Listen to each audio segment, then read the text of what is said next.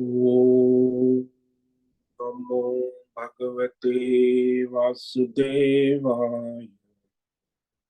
ओम नमो भगवते वासुदेवाय। ओम नमो भगवते वासुदेवाय।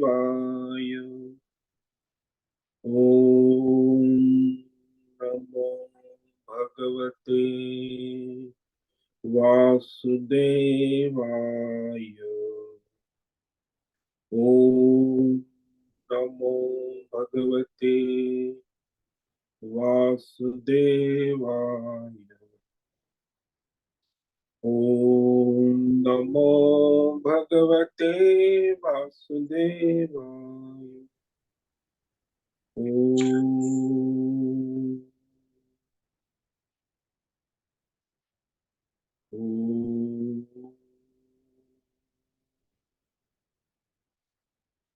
ओम ओम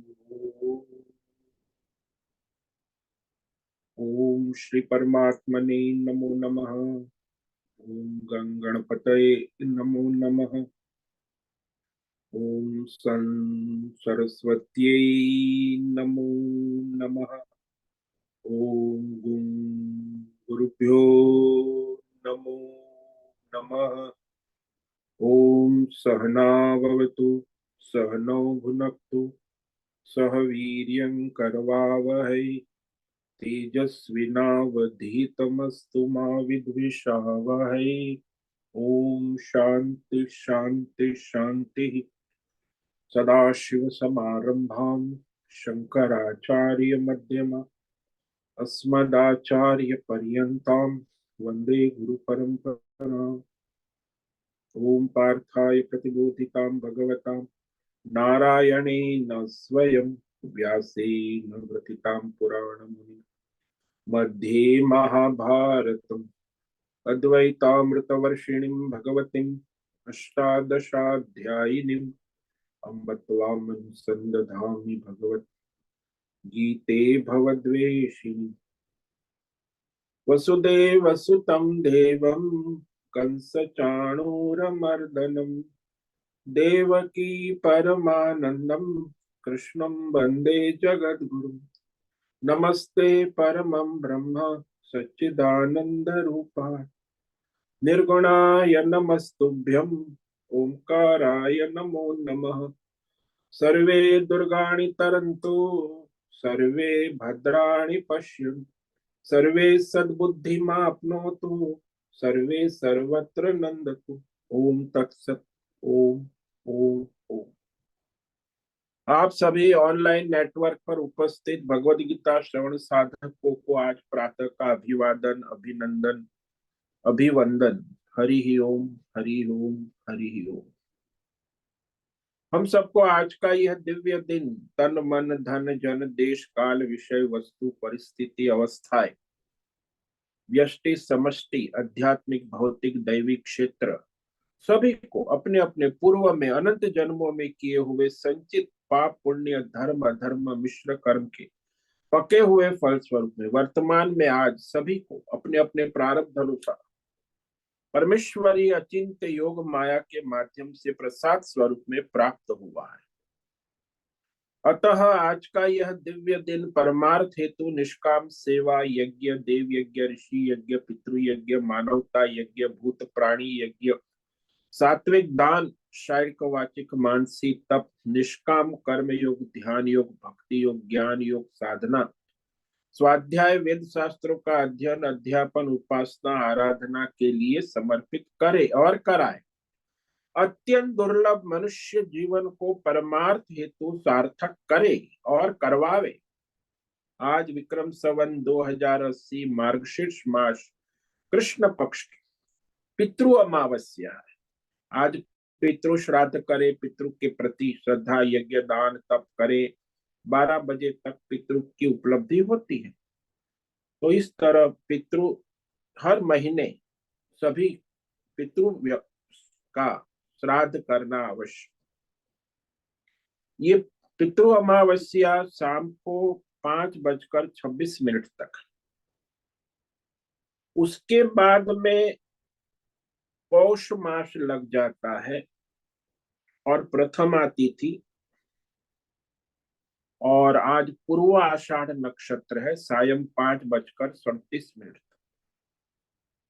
उसके बाद उत्तर आषाढ़ नक्षत्र लग जाता है। आज है गुरुवार। गुरुजन जो बड़े हैं उनकी आराधना, उपासना, कृतज्ञता का दिन। और यहाँ ऋषिकेश में हेमंत ऋतु चल रही है, शीत ऋतु। रात्रि का न्यूनतम तापमान 5 डिग्री रहा है और दिन का अधिकतम तापमान 21 डिग्री रहा। वायु की गति 5-10 किलोमीटर प्रति घंटा चल रही। गंगा जी का निर्मल प्रवाह प्रवाहित हो रहा है। तो ईस्वी सन 2024 11 जनवरी 11 जनवरी 2024 सुबह के 7 बजने वाले हैं। कलयुग का प्रथम चरण 5248वां वर्ष, 7वां व्यवस्थित मनवंतर, श्वेत वराह कल्प, ब्रह्मा जी का 26वां दिन और 51वां वर्ष चल रहा है। तो ऐसे अनंत कोटि ब्रह्मांडीय परमेश्वरी अचिंत्य योग माया में हमारा यह एक ब्रह्मांड, इस ब्रह्मांड में ये पृथ्वी लोक में, समुद्र के ऊपर जम्बू द्वीप में, विश्व का एकमात्र वैदिक राष्ट्र भारत में, उत्तर हिमालय प्रांत में, उत्तराखंड राज्य में हमारा यह विश्व का एकमात्र वैदिक राष्ट्र उत्तराखंड में टिहरी जिले में हिमालयन शिवालिक पर्वतमाला के अंतर्गत मणिकुट पर्वत के ऊपर नीलकंठ महादेव के सामने, ऋषिकेश नगरी में, मुनि के रेती प्रांत में, शीशम झाड़ी में, अवधूत बाड़ा आश्रम के सी ब्लॉक के पहले माले से 5 नंबर कमरे से गंगा किनारे से हम स्वामी उत्तमानंद सरस्वती, भगवत गीता के आचार्य शिष्य स्वामी चिन्मयानंद सरस्वती महाराज, चिन्मय मिश्र, कैवल्याद्वैत वेद व्यास भगवत पाद शंकराचार्य के श्रृंगेरी संन्यास परंपरा से शिक्षित दीक्षित, सनातन वैदिक भारतीय हिंदू धर्म अनुसार संपूर्ण भगवत गीता ज्ञान यज्ञ ऑनलाइन चैतन्यमय जीवन लाइव प्रसारण के अंतर्गत व्याख्यान माला में अध्याय 3 कर्म योग के श्लोक नंबर 34 पर संस्कृत एवं हिंदी में व्याख्यान करेंगे।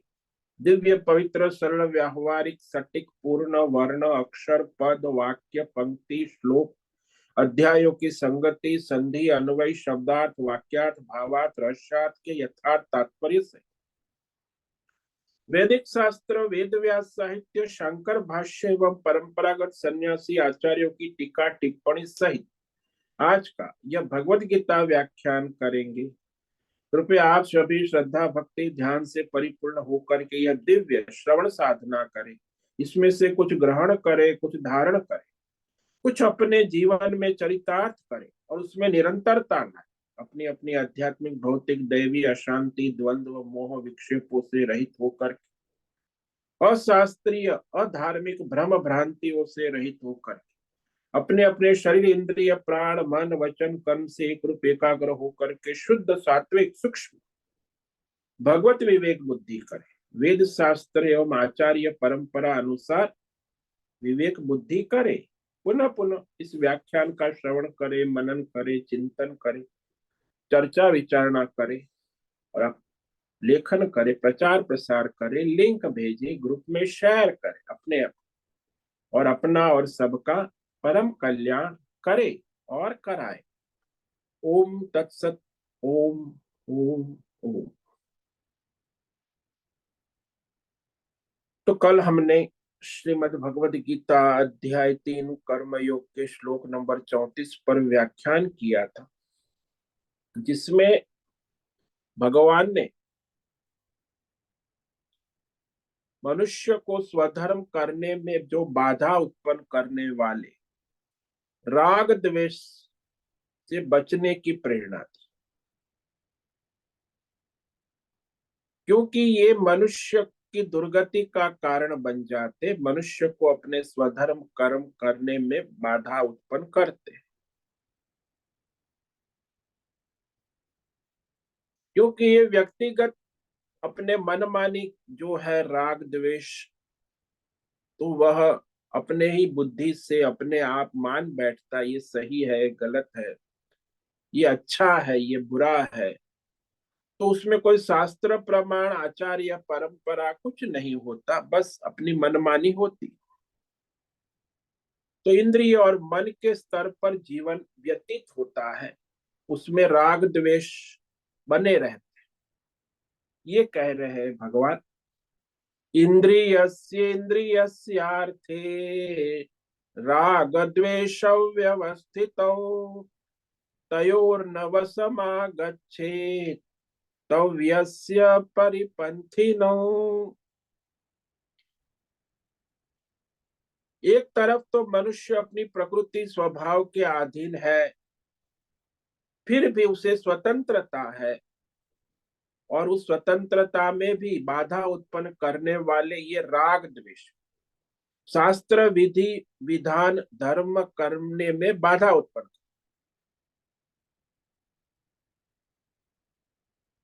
तो इसी के विषय में यहाँ भगवान ने कहा कि सभी मनुष्य के अपने व्यक्तिगत कामना वासना के अनुसार इंद्रियों में और मन में अपने अपने राग द्वेष भरे हुए हैं, छिपे हुए हैं, व्यवस्थित कहा। इसीलिए जो मनुष्य स्वधर्म धर्म कर्म करना चाहता है, परमार्थ करना चाहता है, वो इस राग द्वेष के वश में नहीं हो, न गच्छे। क्योंकि ये धर्म मार्ग परमार्थ मार्ग में ये राग द्वेष अपने पशु वृत्ति है, वही इस मनुष्य की दुर्गति का कारण बन जाते, विघ्न करते हैं, महान शत्रु का।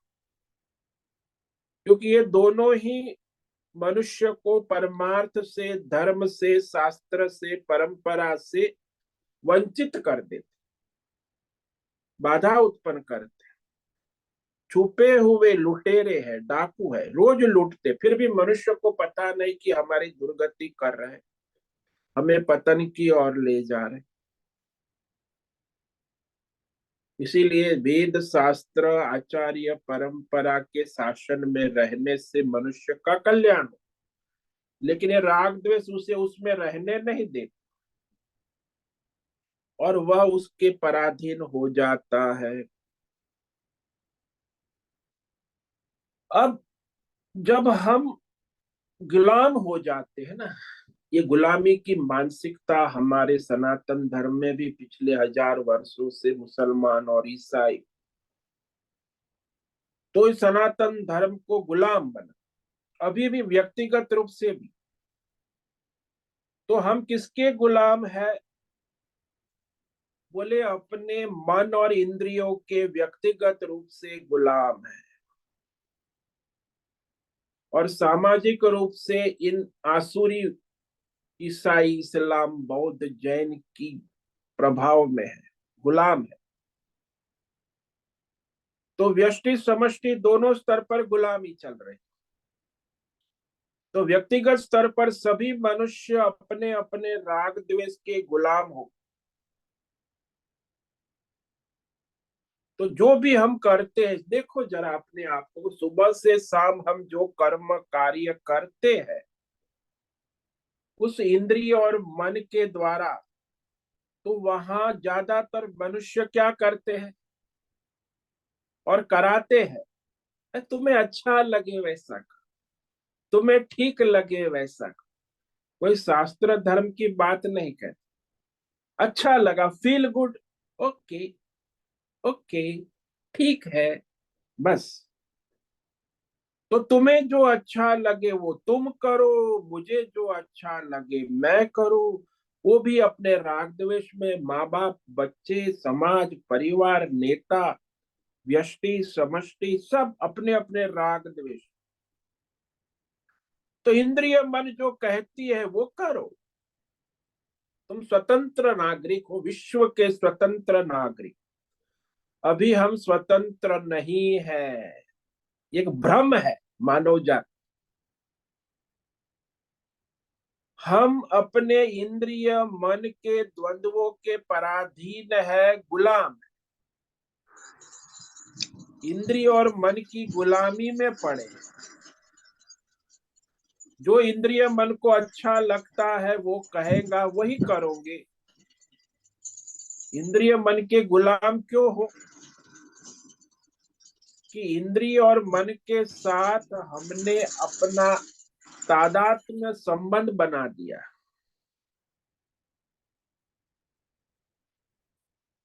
इंद्रिय मन को हमने मैं हूं मान लिया। ये मैं हूं, ये मेरी है। ये मैं और मेरा इस इंद्रिय और मन के स्तर पर ही। तो जब मेरी इंद्रियां खुश है, मेरा मन खुश है, तो मैं खुश हूं। मेरी इंद्रियां खुश नहीं है, मेरा मन खुश नहीं है, तो मैं खुश नहीं। तो मन, इंद्रिय और मन के अनुसार जो भी है जीवन चलता है। इसमें स्वधर्म, शास्त्र, आचार्य, धर्म, परंपरा, ये सब क्या है? ये कोई काम का नहीं। मुझे जो अच्छा लगे वो मैं करूं। तो मन और इंद्रिया जो कहेगा वही करोगे। तो इंद्रिय और मन मैं ही हूं। इंद्रिय और मन की चली तो मेरी चली। मैं और इंद्रिया एक है। इंद्रिय मन को ही अपना आत्म स्वरूप मान चुके अज्ञान से। इसीलिए इंद्रिय मन के अनुसार कर्म को हो जाए तो खुश हो जाए कि मेरी इंद्रिय को अनुकूल बड़ा बढ़िया पकौड़े खाने मिल गए, रसन इंद्रिय को बड़ा बढ़िया गाना सुन लिया, बड़ा मजा आ गया, फिल्म देख ली, बड़ा मजा आ गया, इंद्रिय को तृप्ति हो गई, सेक्स कर लिया, बड़ा मजा आ गया। क्यों किया? बस मजा आ गया। तो ये जो मजा आ गया ये इंद्रिय मन की बात, इससे आगे कुछ नहीं। तो ये जो मन की चली, मेरी चली, मेरा और मन का और इंद्रियों का एकत्व तादात्म्य में आत्म स्वरूप हो गया। तो बस मनुष्य खुश रहता है। इंद्रिय फिर थोड़ी देर के बाद वो दूसरा इंद्रिय मांगती है, मन मांगता है, तो उसके अनुसार संसार में ये कॉरपोरेट वर्ल्ड, मार्केट, बाजार चलती रहे। इंद्रियों का व्यापार, मन का व्यापार, यही सारा दुनिया में चलता है और सभी मनुष्य उसी में दौड़ते रहते। तो यहाँ विवेक पूर्वक साधना में लगकर इंद्रिय मन के अनुसार नहीं चलता। जो विवेक करता है, शास्त्र, धर्म, परंपरा, आचार्य, भगवान को श्रद्धा रखते, तो वह इस इंद्रिय और मन की गुलामी नहीं करता। क्योंकि बुद्धि में विवेक है, शास्त्र है, जानता है स्वधर्म क्या है। तो उसमें वह अपनी इंद्रिय, मन, राग द्वेष के अनुसार नहीं चल, लेकिन वेद, शास्त्र, धर्म, परंपरा, परमेश्वर के आदेश के अनुसार चलता है। क्योंकि मैं यह जानता हूं कि मैं शरीर, इंद्रिय, मन नहीं हूं। मैं चैतन्य, मैं आत्मा हूं। ये शरीर, मन, मैं मेरे सेवक है, मैं उसका सेवक नहीं हूं। अब यहाँ तो उल्टा चलता है। शरीर और इंद्रिय की हम गुलाम है, वो हमारी मालकिन है, हम उसके सेवक बन गए। तो आत्मा सेवक बन गया और जीव जो है वो उसका गुलाम बन गया। हालांकि मैं आत्मा हूं, मैं शासक हूं, परमेश्वर स्वरूप चैतन्य आत्मा मैं हूं। तो इस प्रकार वेद शास्त्र की जो स्वधर्म दृष्टि तभी होगी जब मैं उससे शासक हूं। इंद्रिय और मन का शासक, मालिक, नहीं कि गुलाम। ये इंद्रिय मन का सेवक नहीं, शासक। और वो कैसे? वेद शास्त्र, आचार्य, धर्म, परंपरा के अनुसार इंद्रियों को और मन का संचालन करता हूं। तभी मनुष्य किसी भी परिस्थिति में जो वेद शास्त्र कहता है वही स्वधर्म करता है। नहीं तो कहे चलेगा, ठीक है, तुम्हें अच्छा लगता है तुम करो, मुझे अच्छा लगता है मैं। I feel good, you feel good, so don't feel bad. Whatever you feel good, ऐसा अंग्रेजी में तो बड़ा फील गुड फील बैड, ये आसुरी, अंग्रेजी में बोलने वाले सब असुरी है, कोई धर्मात्मा। अंग्रेजी भाषा ही असुर है, राक्षसी भाषा, और उसमें वो सब इंद्रिय और मन के स्तर की गुलामी, गुलाम, ऐसे भी गुलाम और वैसे भौतिक रूप से भी गुलाम, आध्यात्मिक रूप से भी गुलाम, दैवी रूप से भी गुलाम। क्यों गुलामी करते हैं? क्योंकि ये राग द्वेष के वश में है। अस्य तव परिपंथिनो, भगवान एक वाक्य कहते बहुत बढ़िया, कि तुम्हारे धर्म स्वधर्म कर्तव्य परमार्थ के मार्ग में ये तुम्हारे स्वयं के राग द्वेष लुटेरे है, शत्रु है, डाकू है। रास्ता रोक कर के लूटते, परिपंथी नौ, परिपंथी नौ कहता है कि रास्ते में हम जा रहे, परमार्थ के धर्म के रास्ते में जा रहे हैं, वहीं से लूट के हमें अधर्म के रास्ते में धकेल देते, लूट लेते। परिपंथी, धर्म का रास्ता रोक कर अधर्म के रास्ते में लूट कर ले जा, ये राग द्वेष।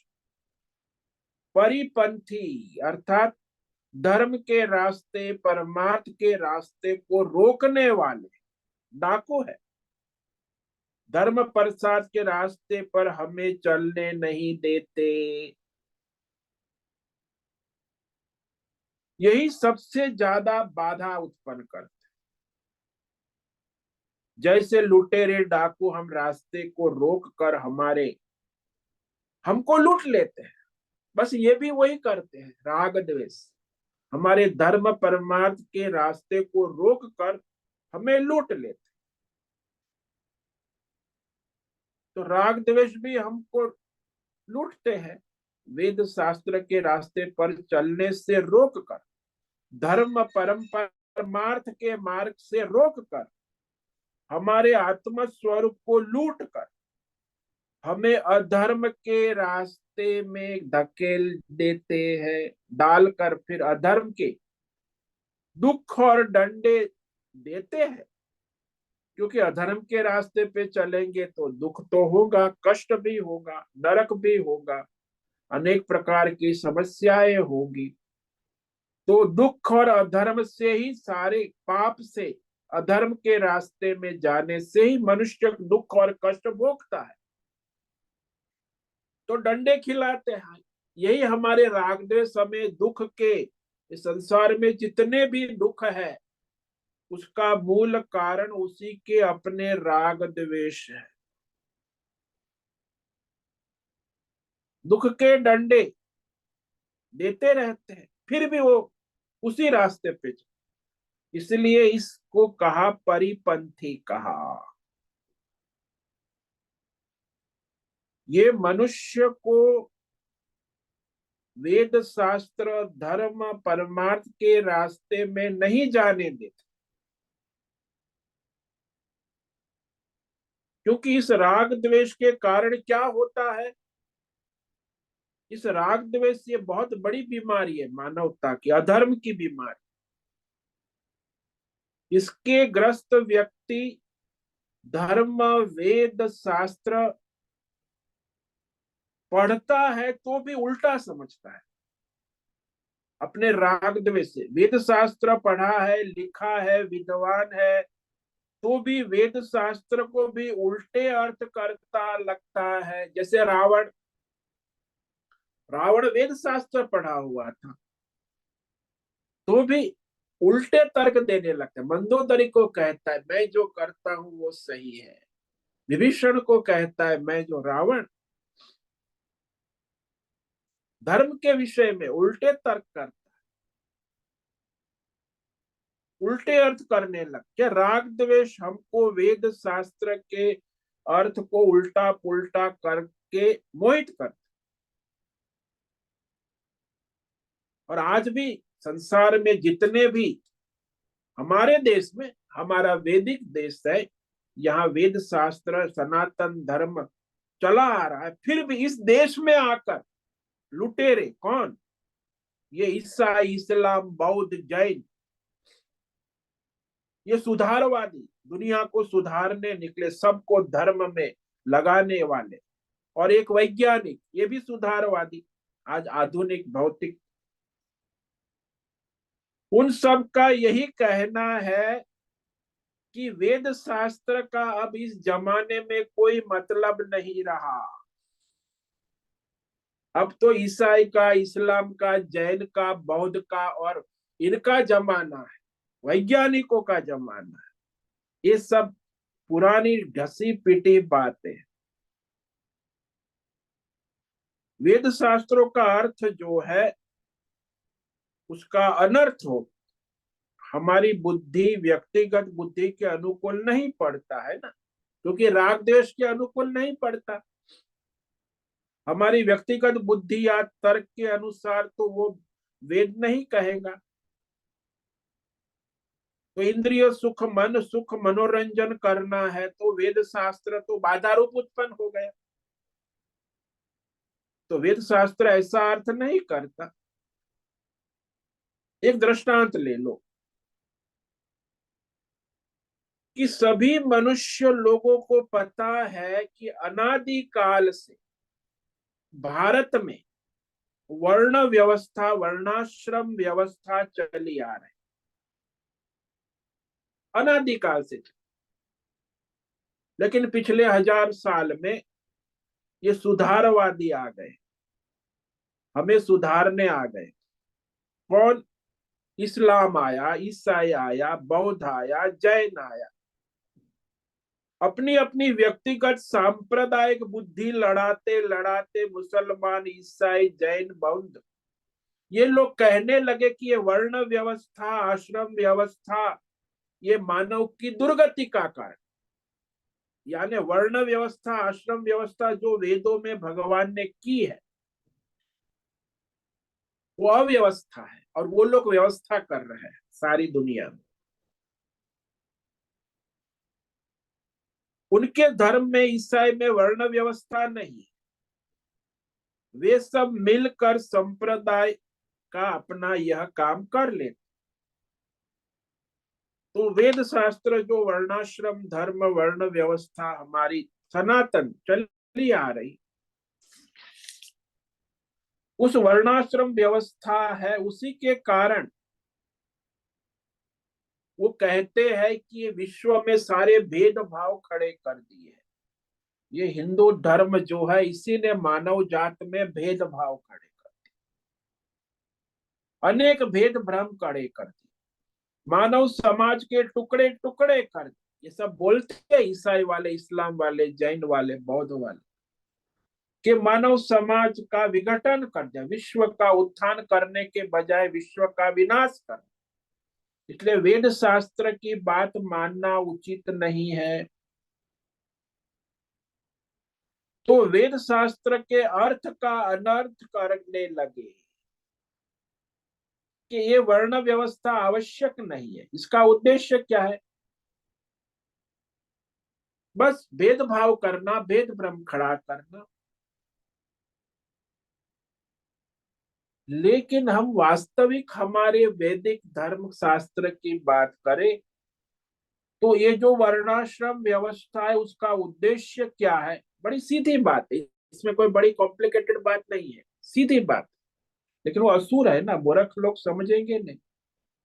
बड़ी सीधी बात ये है कि ईश्वर ने हमें जिस माँ बाप प्रांत में, जहां ईश्वर ने हमें जन्म दिया, बस जन्म के साथ ही माता पिता कुल परंपरा निश्चित हो गई। प्रांत, कहाँ जन्म हुआ, देश काल, बस उसी के साथ ईश्वरीय व्यवस्था लागू हो गई।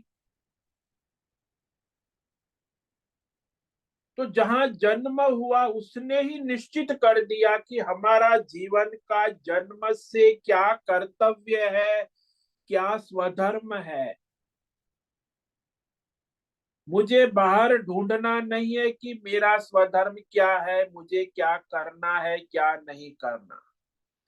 भगवान ने मुझे जन्म से जिस घर में, परिवार में, गांव में, प्रांत में जहां जन्म दिया है, बस वही मेरा स्वधर्म है।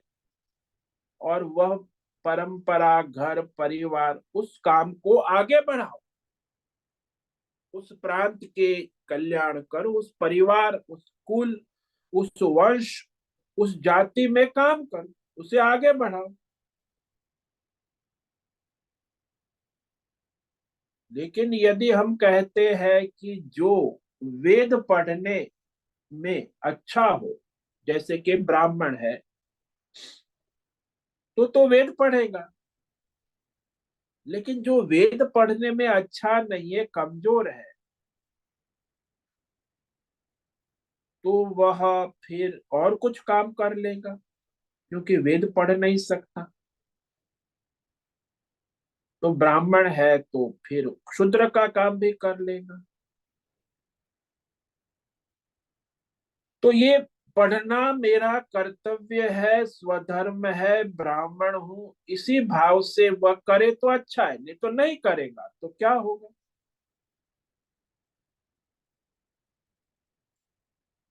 तो वह उसे लगेगा कि मैं तो ब्राह्मण हूं, लेकिन अब मैं दूसरे क्षत्रिय काम करूं। भाई, ब्राह्मण क्षत्रिय लड़ने अच्छा आता है, लेकिन वेद पाठ करने नहीं। तो क्षत्रिय काम करने लग जाओ, क्षत्रिय है तो वैश्य का काम करने लग जाओ।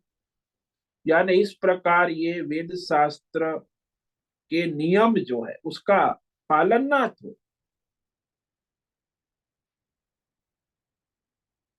तो यहाँ कितना आप समझो कि जो ब्राह्मण कुल में पैदा हुआ है, जहाँ वेद शास्त्रों का पठन पाठन हो रहा है, वह छोड़कर और कुछ करने जाएगा तो कितना समय बर्बाद हो जाए।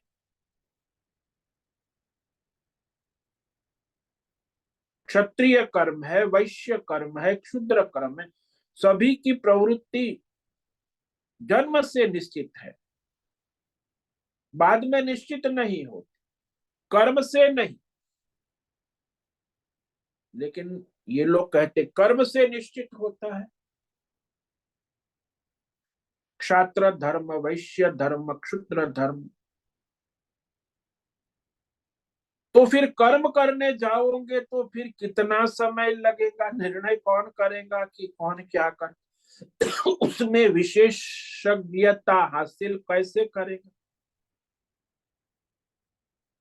जब तक वो कर्म करते हुए अपने कर्म को विशेषज्ञ होने जाएगा, तब तक उसका जीवन पूरा हो जाए, वो अपना स्वधर्म नहीं कर पाएगा। इसीलिए जन्म से जो ईश्वर ने निश्चित किया है वही व्यवस्था है, वर्ण व्यवस्था। यदि वो बाद में कर्म से करने जाएगा तो अत्यंत अव्यवस्था और परस्पर प्रतिद्वंद्विता ही बढ़ेगी। वो आज देख रहे हैं आप संसार में, अत्यंत अव्यवस्था और परस्पर प्रतिद्वंद्विता ही बढ़ेगी। जब जन्म से ही पता है कि मुझे क्या करना है, मेरा कर्तव्य क्या है, तो वहां सब अपना अपना काम करेंगे। जन्म प्रारंभ से ही जीवन का पता चल जाता है कि मेरे जीवन का स्वधर्म ये है।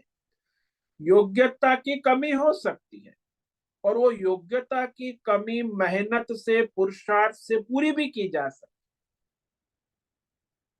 जैसे दृष्टांत से समझो कि मुझे भारत देश की सेवा करनी चाहिए, अगर यह कह दिया तो हमको जो देश राष्ट्र हमारा जन्म हुआ है, लेकिन नहीं, ऐसा कहते आप किसी भी देश की सेवा कर सकते। आपका जन्म चाहे किसी भी राष्ट्र में हुआ हो, लेकिन तुम किसी भी राष्ट्र की सेवा करो, जो देश तुम्हें अच्छा लगे उस देश के अनुसार वहां चले जाओ, वहां काम करो, सेवा करो। तो इसमें क्या कोई देशभक्ति राष्ट्र भक्ति का कोई स्थान रह जाएगा? हमें पता है कि हम इस भारत राष्ट्र में जन्म हुआ है, इसीलिए जन्म भूमि भारत है। तब तो इसी जन्मभूमि राष्ट्र का हमें सेवा का काम करना है। नहीं तो कभी हम सोचेंगे कि अरे रूस अच्छा है, रूस चले जाइए, अमेरिका अच्छा है, अमेरिका चले जाए। तो इस तरह अमेरिका की सेवा करेंगे, कभी रूस की सेवा करेंगे, कभी निर्णय पर नहीं पहुंचे। वैसे आजकल युवा लोग ऐसा विदेश जाने का उनका अच्छा लगता है कि भारत देश अच्छा नहीं है, अमेरिका अच्छा है, रूस अच्छा है, ऑस्ट्रेलिया अच्छा है। हमारे देश में एक विचारधारा चल रही। तो मेरा काम क्या है, मुझे क्या गुण प्राप्त करना, ये मेरे लिए निश्चय है कि जन्म से जिस देश में जन्म हुआ वही राष्ट्र और वही हमारे वर्णाश्रम जन्म से निर्णित हो जाता है कि हमारा स्वधर्म क्या है।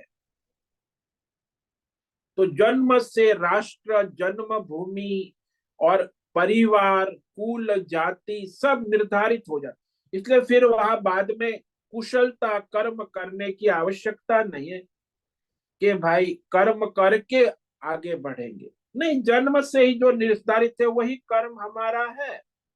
निश्चित पता है कि मुझे क्या करना है, मेरा स्वधर्म क्या है। अन्यथा अपने स्वधर्म का चुनाव कैसे करोगे? तो चुनाव आप अपने राग द्वेष से करोगे। और जब राग द्वेष से अपने स्वधर्म का चुनाव करोगे तो मनुष्य क्या सोचेगा, कम से कम मेहनत करके बाबूगिरी चाहे सब चाहेंगे। सरकारी नौकरी, आज भी बाबूगिरी हमारे देश में अजीब भी लोगों को बाबूगिरी सरकारी नौकरी चाहिए, क्योंकि वहां कुछ करना है नहीं, केवल तनख्वाह लेना है। बाबूगिरी अभी भी वही चल रहा है। तो सब निर्णय करेंगे कि क्या करना है, कम से कम परिश्रम करके ज्यादा से ज्यादा लाभ कमाना। तो स्वधर्म का कोई मतलब ही नहीं रहा, कर्तव्य का कोई मतलब ही नहीं रहा। तो राग द्वेष से निर्णय करेंगे। और ये जो सुधारवादी है, ईसाई, मुसलमान, जैन, बौद्ध, ये भी एकता की बात करते हैं, एकता को देख, ये नहीं देखते कि विद्या, कृषि, धर्म क्षेत्र में कितने पिछड़े हुए हैं इस्लाम वाले, इस्लामिक ब्रदरहुड। भाई धर्म कर्म में कितने पिछड़े हुए, उनका धर्म का भी वो लोग पिछड़े हुए। विज्ञान में, विद्या में, ज्ञान में, कृषि में, समाज में अभी भी पिछड़ी जाती है। बड़ा संगठित है लेकिन पिछड़े हुए। ईसाई पिछड़े हुए हैं, इस्लाम पिछड़े हुए, जैन, बौद्ध, ये सुधारवादी है। लेकिन सुधार कहाँ है, ये नहीं देखते कि उनकी जो प्रगति में कितने पिछड़े रहते हैं, क्योंकि उसमें दूसरों के अनुकरण से कोई गुण आएगा तो दोष भी आएगा। तो वहां कोई व्यवस्था है ही नहीं, वर्णाश्रम के स्वधर्म की, कर्तव्य की कोई व्यवस्था ही नहीं। उनके धर्मों में स्वधर्म कर्तव्य नाम का कोई नियम ही नहीं, जिसको जो लगे। तो राग द्वेष ही रहेगा ना। और वर्तमान स्थिति को बेहतर जैसे विचार करो कि वो राग द्वेष से ही चलते हैं, लेकिन ये उनको लगता है कि हम बड़े बुद्धिमान है, सुधारवादी। और वे लोग अपने कर्मों में भी राग द्वेष है, जाति में भी राग द्वेष है, धर्म में भी राग द्वेष है। ईसाई, इस्लाम, जैन, बौद्ध, राग द्वेष, लड़ाई झगड़ा चलता ही रहता है। तो हम ईसाई, जैन, बौद्ध जैसा नहीं है। सनातन धर्म जो है वो कभी किसी का धर्म परिवर्तन नहीं करता, जो उसका जन्म हो गया उसे स्वीकार कर। हम सनातन धर्म में मानते हैं कि भगवान ने जिसको जहां जिस देश काल परिस्थिति जाति परिवार में जन्म दिया वही उसका स्वधर्म माने। ये ईसाई जैन बौद्ध कहते हैं कि आप दूसरों को हिंदू बनाते नहीं, इसीलिए हिंदुओं की संख्या कम हो रही है। और हम ईसाई और इस्लाम हम कन्वर्शन करते हैं, इसलिए हमारी संख्या बढ़ रही है। लेकिन हिंदू सनातन धर्म का मतलब ही ये हमें पता कि भगवान ने उस मुसलमान को उस परिवार जाति में जन्म दिया है, तो भगवान ने कोई गलती नहीं की है। तो क्या आप लोग बुद्धिमान हो कि उसको भगवान ने वहां जन्म दिया? तो ईसाई वाले बुद्धिमान है, जैन वाले ईश्वर ने उनको जहां जन्म दिया है हिंदू कुल में, तो उसे मुसलमान बनाओ, ईसाई बनाओ, क्योंकि वे लोग बड़े बुद्धिमान, ईश्वर से भी ज्यादा बुद्धिमान है। भगवान बेवकूफ है और ये लोग बुद्धिमान है, इसीलिए कन्वर्शन करते। अरे भगवान बेवकूफ और तुम लोग कितने बुद्धिमान कि सबके सुधार कर दोगे, कन्वर्शन कर दोगे, सुधारवादी। अपने धर्म से सुधार दूंगा सारी दुनिया को, सुधारवादी, समाजवादी, ये सब विचारधारा जैन बौद्ध आज भी है, केवल राग द्वेष वाली है। ये समष्टि बात मैं कर रहा हूं, व्यष्टि राग द्वेष की तो बात आप समझे, समष्टि देखो कितना दुनिया में राग द्वेष। कोई किसी के प्रति मानवता नहीं रखता। राग द्वेष वाली कभी उनको धर्म में, परमार्थ में, मानवता में श्रद्धा नहीं होती, विश्वास भी नहीं हो। और ऐसे लोगों से हम मानवता, धर्म, प्रकृति, विश्व कल्याण की आशा नहीं रख सकते, विश्वसनीय भी नहीं है। ये जो राग द्वेष वाली इनकी जो नीति है सारे दुनिया में, वो विश्वसनीय भी नहीं है, कभी श्रद्धेय नहीं हो सकती, क्योंकि उसमें मानवता भी नहीं हो सकती। तो स्वयं का भी नाश करना है, दूसरों का भी नाश करना।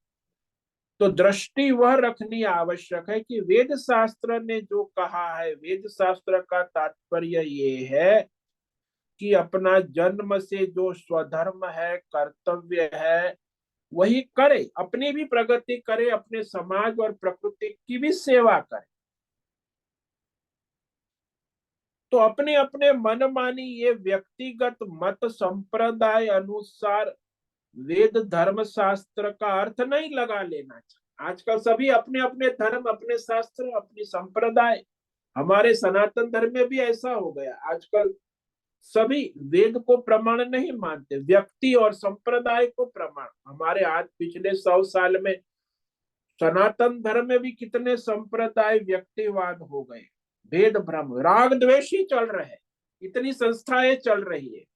कहीं मानवता कहीं दिखाई देती है, धर्म दिखाई देता है? सब अपने अपने राग द्वेष से कंपटीशन और अपने को बड़ा दिखाने के लिए दिखावा, धर्म का ढोंग पाखंड, यही चल रहा है। ये समष्टि राग द्वेष। तो आज हमने राग द्वेष दोनों स्तर से विचार किया। एक तो व्यक्तिगत राग द्वेष दुर्गति का कारण है, और दूसरा ये समष्टि राग द्वेष।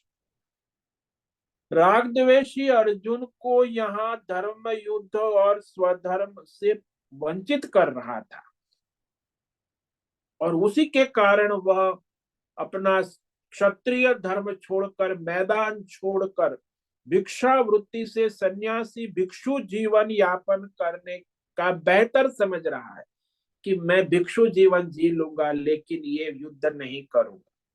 ये भी अर्जुन के अपने व्यक्तिगत राग द्वेष, मोह से उत्पन्न हुए राग द्वेष। तो यही भगवान कह रहे हैं। तो इसी के अनुसार इसके वश में व्यष्टि समष्टि स्तर पे जो गया वो परधर्म है, दुर्गति का मार्ग है। इसीलिए आगे के श्लोक में भगवान अब कहने जा रहे हैं कि अपने स्वधर्म करना ही कल्याणकारी है, पर धर्म दुर्गति का मार्ग है, भयावह है। तो ये श्लोक आज पढ़ेंगे, इस पर व्याख्यान कल करेंगे। श्रेयान् स्वधर्मो विगुणः परधर्मात् स्वनुष्ठितात् स्वधर्मे निधनं श्रेय परधर्मो भयावहः।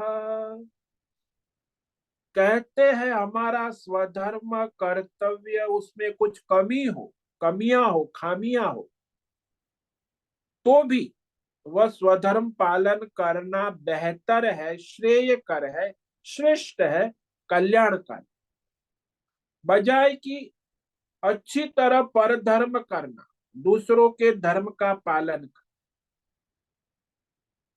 परधर्म भयावह, अपने स्वधर्म पर रहते मरना भी श्रेष्ठ है, श्रेय है, कल्याण।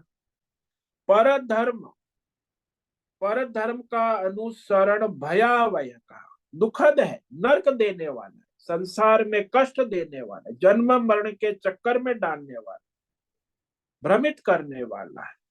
इसलिए पर धर्म को दुर्गति का मार्ग बताया, भयावह। इस श्लोक पर हम कल विचार करेंगे। तो आज जो हमने कहा, ये व्यष्टि समष्टि दोनों राग द्वेष सारे धर्म को चौपट कर देते, स्वधर्म को। इंद्रियस्येन्द्रियस्यार्थे राग द्वेष व्यवस्थितौ तयोर्नवशमागच्छेत् तव्यस्य परिपंथिनो। भगवान कहते हैं कि मनुष्य का कल्याण इसी में है कि वह अपनी इंद्रिय और मन में बिठा छुपा हुआ, व्यवस्थित छिप कर रहने वाला राग द्वेष उसके वश में ना जाए। व्यष्टि समष्टि राग द्वेष,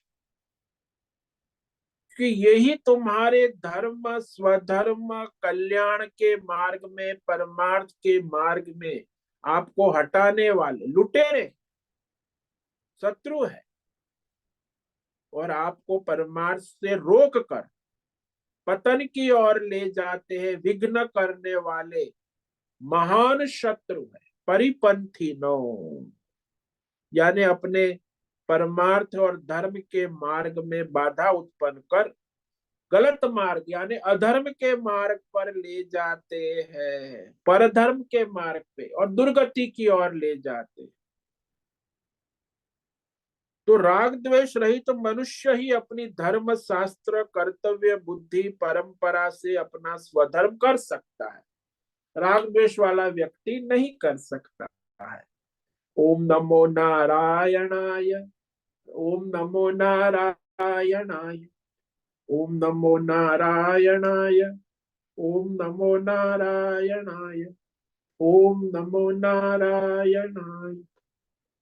कायेन वाचा मनसेन्द्रियैर्वा बुद्ध्यात्मना वा प्रकृते स्वभावात् करोमि यद्यत् सकलं परस्मै नारायणायेति समर्पयामि। ओम सर्वे भवन्तु सुखिनः, सर्वे सन्तु निरामयाः, सर्वे भद्राणि पश्यन्तु, मा कश्चित् दुःखमाप्नुयात्। अस्तु मा सद्गमय, तमसो मा ज्योतिर्गमय, मृत्योर्मा मृतंगमय। ओम पूर्णमद पूर्णमिदं पूर्णात् पूर्णमुदच्यते पूर्णस्य पूर्णमादाय पूर्णमेवावशिष्यते। ओम शांति शांति शांति। शंकरं शंकराचार्यं केशवं बादरायणं सूत्र भाष्य कृतौ वंदे भगवन्तौ पुनः पुनः। ईश्वरो गुरुरात्मेति मूर्ति भेद विभागी व्योमवद् व्याप्त देहाय दक्षिणामूर्तये नमो नमः। ओम गुं गुरुभ्यो नमो नमः। ओम तत्सत् ब्रह्मार्पणमस्तु। ओम ओम ओम।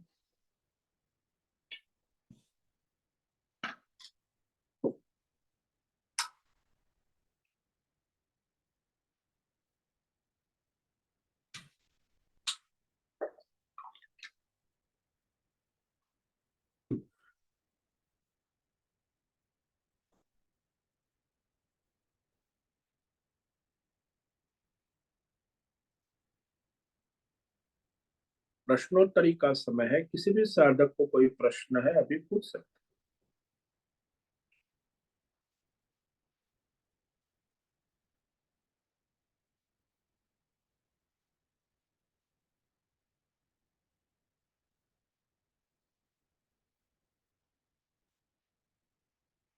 नमो नमः गुरुदेव।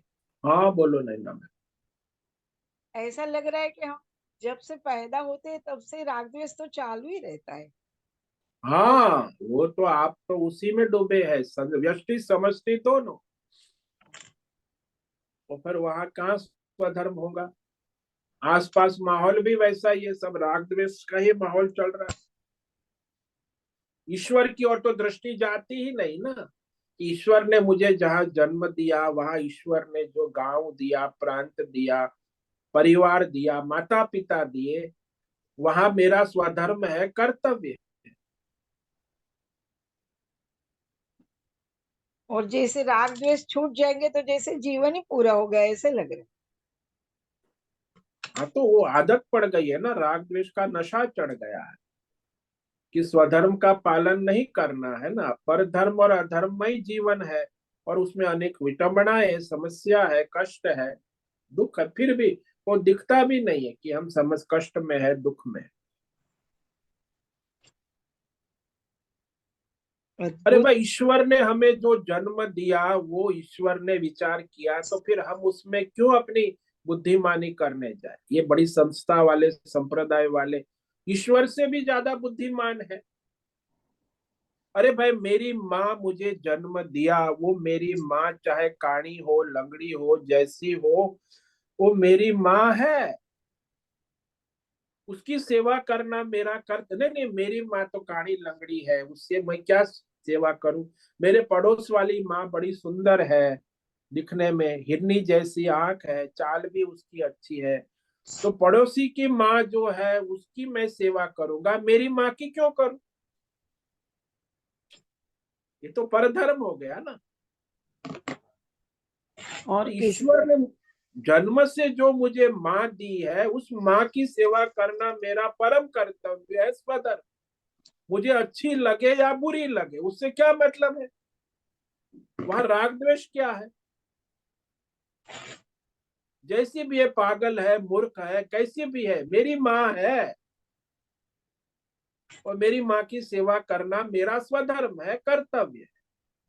नहीं नहीं, मेरी माँ पागल है, मैं उसकी सेवा कैसे कर सकता? और दूसरे की माँ बड़ी बुद्धिमान है, डॉक्टर है, बड़ी विद्वान है, तो मैं उसी की सेवा करूं। अच्छा, जा फिर वहां। और तो छोटी छोटी ऐसा। हाँ। छोटी छोटी बात में सुबह से शाम तक कितने राग द्वेष हो जाते हैं। हाँ तो वही तो अज्ञान है, परधर्म है। और वही तो धर्म नहीं करने देता, पतित कर रहा है स्वधर्म से, कर्तव्य से। भाई शास्त्र क्या है, धर्म क्या है, जानते हुए भी नहीं करते ना। अब आप लोग सुनते हो, कितने लोग करते हैं? भाई स्वधर्म कर्तव्य समझ में आया, लेकिन वह राग द्वेष के अभ्यास हो गए ना बचपन से। वो शराबी है, जानता है कि शराब पीना हानिकारक है, फेफड़े खराब हो गए, किडनी काम नहीं कर, फिर भी वो पिएगा। ऐसे ही जो जानता है कि ये राग द्वेष मेरे शत्रु है, फिर भी वो राग द्वेष करेगा, क्योंकि वो आदत, नशा चढ़ गया, आदत पड़ गई। ये विशेष पुरुषार्थ चाहिए इसको छोड़ने का। ओ, बहुत कठिन कठिन बात ऐसे लग रही है कि उसमें से निकले कैसे। वो चाय पीने से लेके रात को सोने तक क्या, ये लगाओ वो लगाओ, वो भी तो राग द्वेष ही होता है। हाँ, पूरा राग द्वेष ही, अधर्म ही कर रहे हो। धर्म की बात तो केवल सुन रहे हो, करने की आती तो अधर्म ही करना है। पता है कि चाय हानिकारक है, फिर भी पिएंगे। सोना है कि जल्दी 9 बजे सो जाए, 4 बजे उठ के नहीं सोएंगे, 12 बजे सोएंगे, जानते हैं, टीवी देखेंगे, मनोरंजन करेंगे, फिर 12-1 बजे सोएंगे, फिर सुबह 8 बजे उठेंगे, जानते हैं कि फिर भी, क्योंकि वो बस आदत पड़ गई ना। और परेशान भी है। शारीरिक रूप से अस्वस्थ है, मानसिक रूप से, आर्थिक रूप से समस्याएं, सामाजिक समस्याएं, पारिवारिक अनेक प्रकार की समस्याओं से घिरे हुए हैं। अशांति है, धर्म नाम की कोई चीज है ही नहीं, अराजकता है, अंधाधुंधी है, अव्यवस्था है। फिर भी सोचते हम बड़े बुद्धिमान है, प्रगति कर रहे हैं। क्या प्रगति कर रहे हैं? क्या विकासवाद तुम्हारा चल रहा है? विनाश चल रहा है, विनाशी है। राग द्वेष कोई विकास करेगा क्या? राग द्वेष आपका विनाश ही कर रहा है। न धर्म का न परमार्थ का कोई संभावना ही नहीं रहती। फिर उसकी गुलामी करोगे तो फिर गए। और प्रकृति का तो कोई नियम स्वीकार ही नहीं होता उसके पीछे। हाँ, अपनी मनमानी, राग द्वेष पे प्रकृति का नियम भी नहीं, शास्त्र का नियम नहीं, धर्म का नियम नहीं, परिवार का, समाज का नियम नहीं, भारतीय संविधान का कोई नियम का कोई पालन करता है क्या? 90% लोग दुनिया में अपने राग द्वेष के नशे में चकचूर। बच्चा हो या युवा हो या वृद्ध हो, मूर्ख हो या विद्वान हो, नेता हो या प्रजा हो, सभी अपने अपने राग द्वेष के नशे में चक।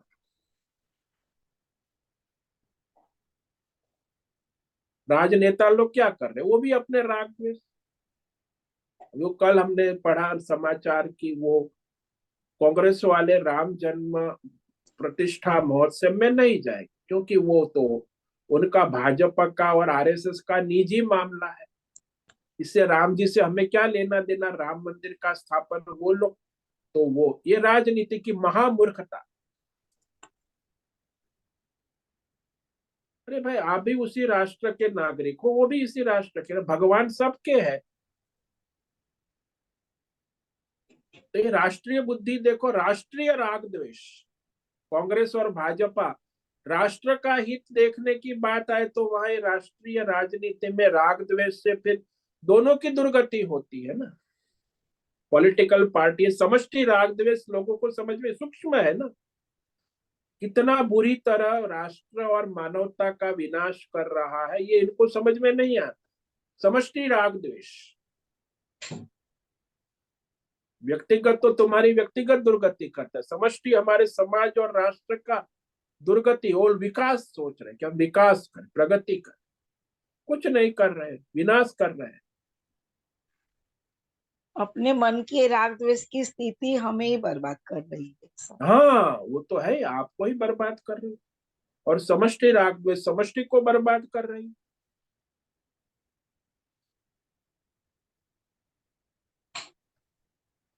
कितना सूक्ष्म हिंदू धर्म बता रहा है, तो कैसे समझ में आएगा? हिंदू हिंदू को नहीं समझ में होता है कि हमें कहाँ पे गलती करते हैं। हाँ, तो विवेक नहीं है, शास्त्र पढ़े तो विवेक होगा ना। सनातन धर्म कभी किसी का धर्म परिवर्तन नहीं करता, क्यों? जानता है ईश्वर चला रहा है संसार, प्रारब्ध है सबका, ईश्वर के अधीन है। भगवान ने जिसको जहां जन्म दिया वही उसका स्वधर्म हो गया, निश्चित हो गया। बाद में उसे कर्म से परिवर्तन करने की कोई आवश्यकता नहीं है। तो सुधारवादी लोग है ना, ये लोग मानते ही नहीं ना ईश्वर की सत्ता को, अपने अहंकार में, राग द्वेष में।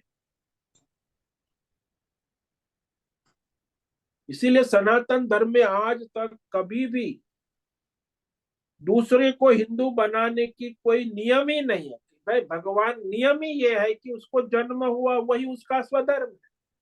ईश्वर ने उसे जैन परिवार में तो जैन है, बौद्ध तो बौद्ध है, ब्राह्मण तो ब्राह्मण है, क्षत्रिय तो क्षत्रिय है, वैश्य तो वैश्य है। उसको परिवर्तन करने की क्या जरूरत है? क्षत्रिय को ब्राह्मण कर दो, ब्राह्मण को वैश्य कर दो, वैश्य को शूद्र कर दो, ये क्या धंधा लगा के बैठे? यही तो और राग द्वेष है ना। ने उसकी लायकात के हिसाब से उसको जन्म दिया। हाँ, उसको जन्म से ईश्वर ने दिया, देश काल परिवार अवस्था, उसका शरीर भी, मन बुद्धि भी उसके प्रारब्ध के अनुसार है।